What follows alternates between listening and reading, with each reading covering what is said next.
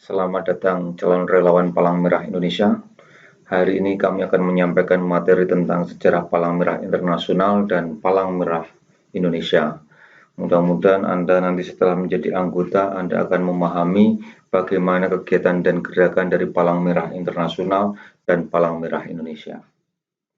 Sejarah Palang Merah Internasional dimulai pada tahun 1959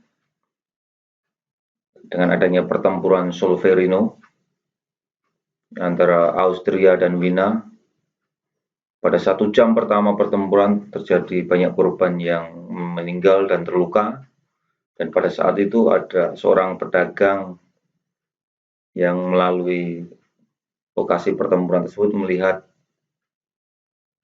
adanya korban yang tidak tertangani. Beliau adalah Henry Dunant.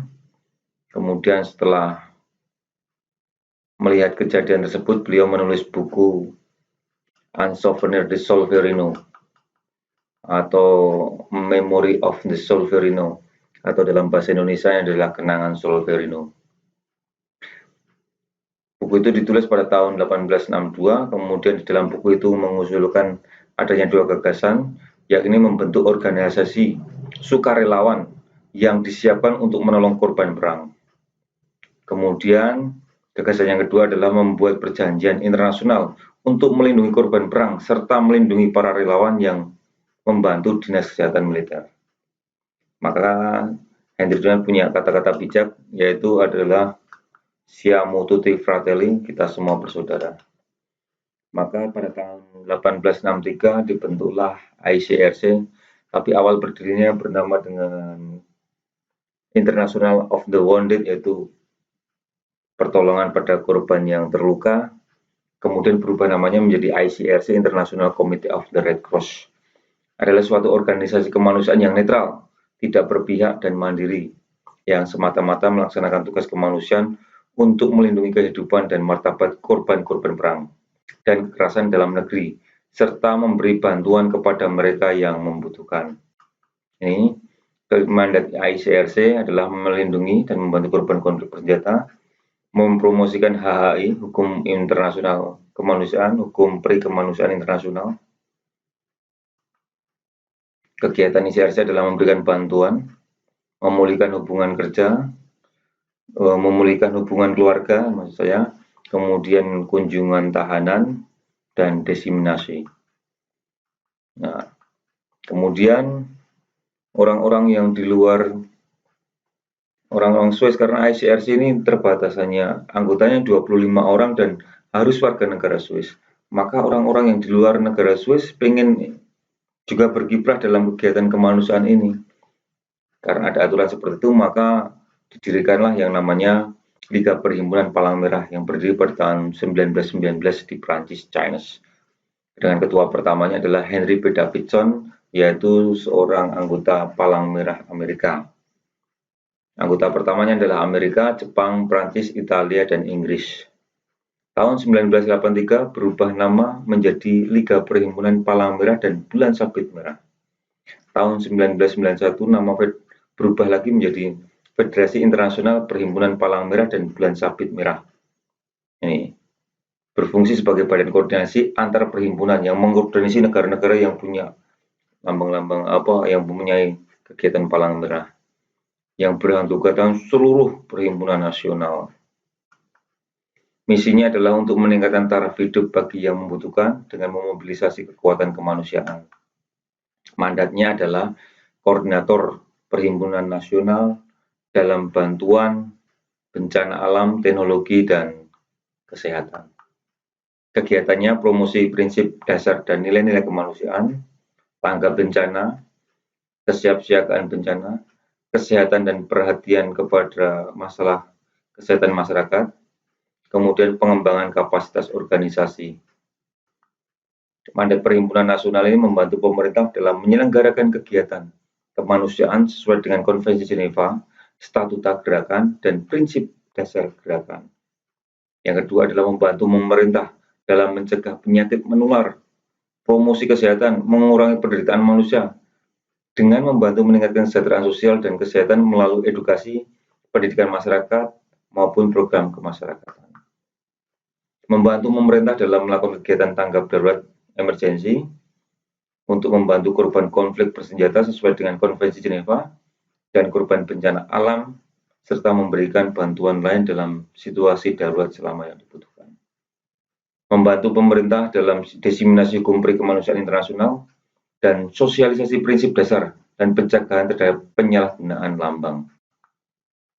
Ini persyaratan bagi negara-negara yang ingin mendirikan perhimpunan palang merah atau bulan sabit merah di negaranya. Syaratnya adalah didirikan di suatu negara peserta yang mengikuti Konvensi Jeneva 1949 yang meratifikasi, jadi peserta di dalamnya. Kemudian satu-satunya perhimpunan palang merah atau bulan sabit merah nasional di negara tersebut, dan begitu ya. Yang ketiga, diakui oleh pemerintah negara tersebut. Kemudian memakai nama dan lambang palang merah atau bulan sabit merah salah satu, dan bersifat mandiri.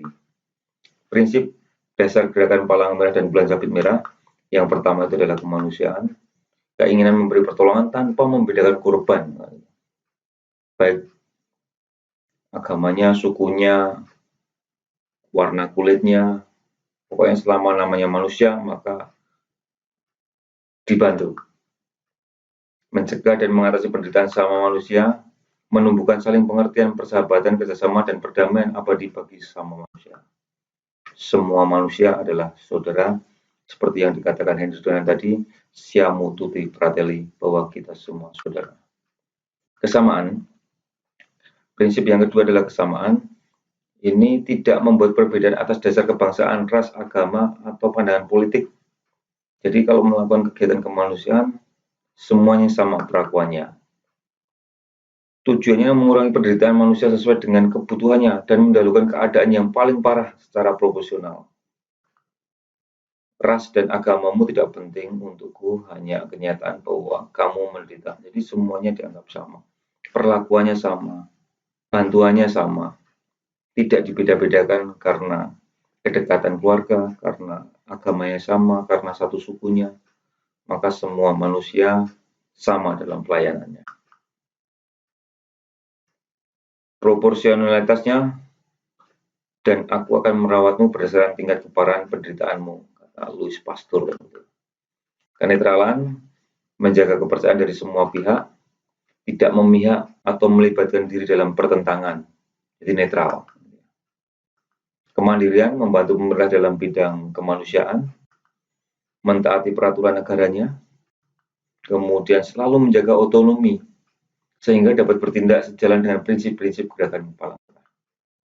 Menolak segala jenis campur tangan yang bersifat politis, ideologis, dan atau ekonomis yang dapat mengalihkan kegiatan sebagai tuntutan kemanusiaan. Ini ya, kesukarelaan, gerakan ini bersifat sukarela, tidak didasari oleh keinginan untuk mencari keuntungan apapun, digerakkan oleh komitmen pribadi dan kesetiaan terhadap tujuan kemanusiaan. Prinsip berikutnya adalah kemanusiaan. Dalam satu negara hanya ada satu perhimpunan palang merah dan bulan sabit merah yang terbuka untuk semua orang. Melaksanakan tugas kemanusiaan di seluruh wilayah. Prinsip yang terakhir adalah kesemestaan. Gerakan palang merah, bulan sabit merah bersifat semesta.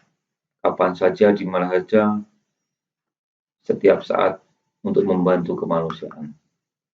Setiap palang merah negara, perhimpunan nasional mempunyai status yang sederajat serta berbagi hak dan tanggung jawab yang sama dalam menolong sesama manusia. Amal untuk kemanusiaan diberikan kepada siapapun, dimanapun, tidak hanya kepada orang yang mempunyai kedekatan saja. Palang Merah Indonesia. Kita setelah mengetahui Palang Merah Internasional, ICRC, dan Liga Federasi Palang Merah Internasional dan Bulan Sabit Merah, maka kita akan masuk ke dalam sejarah Palang Merah Indonesia. Pada masa penjajahan dulu sebelum Perang Dunia Kedua, pada tanggal 21 Oktober 1873, pemerintah kolonial Belanda sudah mendirikan NERKAI, Nederland Rood Kruis Afdeling India, yaitu Palang Merah Belanda yang ada di Indonesia.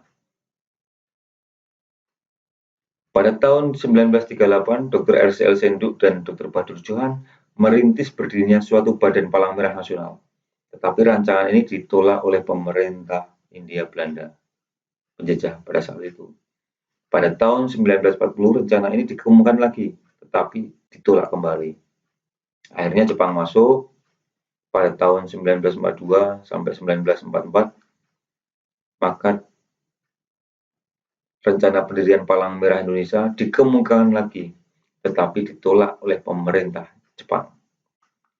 Masa kemerdekaan setelah 17 hari Indonesia merdeka, tanggal 3 September 1945, Presiden Soekarno memerintahkan kepada Menteri Kesehatan pertama, Dr. Bundaran Martoatmojo, untuk membentuk Palang Merah Nasional.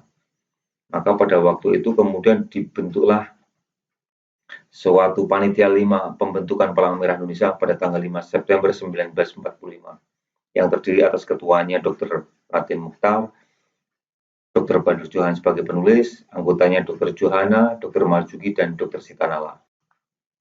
Maka pada tanggal 17 September 1945, Panitia 5 dapat membentuk kepengurusan Palang Merah Indonesia dan menunjuk Wakil Presiden Dr. Andes Muhammad Hatta untuk menjadi ketua pertamanya dan menempati gedung di Jalan Surya nomor 1 sebagai kantor pertamanya. PMI bertindak atas nama ini dalam tugas pokok dan kegiatan PMI sesuai Kepres RI nomor 246 tahun 1963. PMI bertindak atas nama Pemerintah Republik Indonesia tentang pelaksanaan hubungan luar negeri dalam lapangan Kepalang Merah untuk memenuhi syarat-syarat yang ditentukan dalam Konvensi Jenewa terhadap dunia luar. Di samping tugas-tugas yang termaktub pada ayat 1 di atas, PMI mempersiapkan diri untuk dapat melaksanakan tugas-tugas yang baik di dalam negeri maupun di luar negeri dengan tujuan tugas-tugas bantuan pertama pada tiap-tiap bencana alam yang terjadi baik di dalam negeri maupun di luar negeri dengan tujuan mencari ketangkasan-ketangkasan dalam melaksanakan tugas-tugas pada waktu ada perang. Di sampingnya tujuan pokok dari PMI dalam lapangan perikemanusiaan. Itu tugas pokok yang ada di Kepres nomor 246. Ini kegiatan PMI, Palang Merah Indonesia, kesiapsiagaan, pengembangan relawan, PMR, baik TSR, KSR, relawannya ada donor darah, kemudian diseminasi tentang hukum perikemanusiaan dan prinsip-prinsip dasar Palang Merah, tanggap darurat bencana, nanti Anda akan dilibatkan dalam kegiatan-kegiatan ini, pelayanan kesehatan dan ambulan, air sanitasi, pemberian air bersih dan pembuatan jamban dalam rangka kalau terjadi bencana maka ada kerusakan-kerusakan, maka agar tidak timbulnya penyakit maka dibuat ada tim Batsan water and sanitasi, kegiatannya adalah untuk penyediaan air bersih dan sanitasi, relief untuk pemberian bantuan, pemulihan hubungan keluarga, jika ada yang terpisah karena bencana perang maka tugas PMI adalah menghubungkan keluarga yang terpisah. Dukungan psikososial mereka yang punya masalah setelah terjadi bencana atau kasus terpisahnya keluarganya, mungkin kemudian ada terkena psikonya atau jiwanya dan mentalnya, maka PMI melakukan dukungan psikososial ini agar mereka bisa pulih kembali dan bisa bekerja secara normal dan bisa kembali untuk hidup normal gitu ya. Nanti ada pendampingan di situ kalau nanti teman-teman relawan ada yang berminat di sini bisa untuk menjadi tim PSP psikososial programnya dari PMI. Pengolahan darah dan pengaman darah ini salah satu kemudian tugas PMI. Nanti diharapkan Anda kalau jadi relawan tidak cukup hanya jadi relawan saja, tapi juga kalau sudah memenuhi syarat umurnya bisa untuk mendonorkan darahnya. Itu mudah-mudahan bisa bermanfaat tentang sejarah Palang Merah yang singkat ini. Terima kasih, kurang lebihnya mohon maaf. Assalamualaikum warahmatullahi wabarakatuh.